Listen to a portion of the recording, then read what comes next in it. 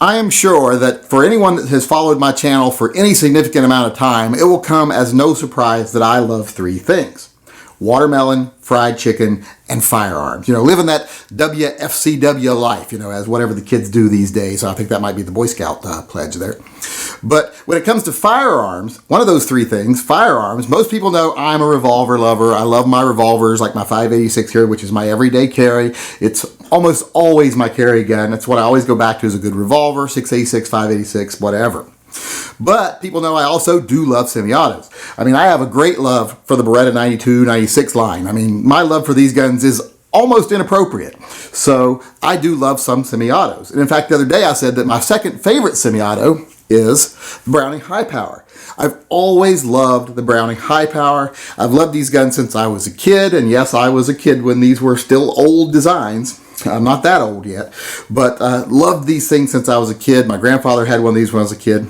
And people know another thing I like is stainless steel. So I've always wished they would make a Browning High Power in stainless steel. They make those other guns that I love in stainless steel. We have Inox Beretta 92s. We have 686s like the 586 that are made of stainless steel. So I've always wished they would make a Browning High Power in stainless steel. In fact, it's one of my greatest wishes or dreams. I mean, other than, you know, right there along with making scratching yourself inappropriately in public a Olympic sport so I could finally recognize my dream of winning a gold medal, one of my biggest dreams is for them to make a stainless steel Browning High Power. Now, way back, I think in the 80s, they actually made a Browning High Power clone kit from a company in Florida. But, you know, those things are impossible to find. Those things are like Sasquatch genitalia. As much as you'd like to, you're probably never going to get your hands on it. So I had kind of given up on that.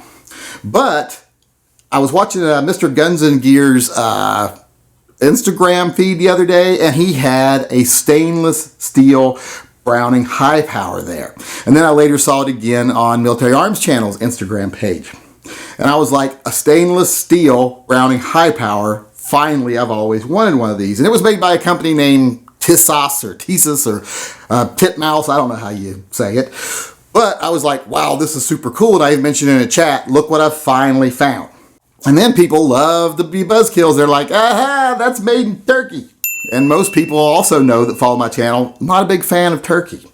Not the food, I'm talking the people of the country.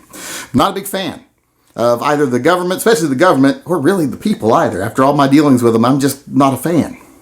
So I've always said that I don't want to support the Turkish government. So I like to buy guns that are made in countries that I actually want to support, and Turkey's not one of them. So I said, you know, this is just horrible that, you know, something I've always wanted finally comes out, and because of my principles, I can't buy it. And I mean, that's just par for the course, I guess.